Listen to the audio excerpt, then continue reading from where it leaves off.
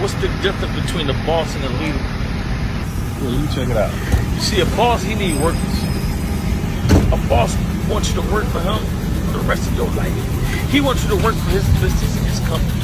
A boss will never make you strong enough to start your own business. We out here A loading boss up, will man. never make you strong enough to go independent Loading and up, start your own getting company. that hot sauce, getting that blue He magic, only give you enough getting ready to go out here and to keep you get coming. it. And he only give you enough so you won't leave. He wants you to always need him. A boss wants you to always need to come back for work the next day. A boss will never make you strong enough to go independent.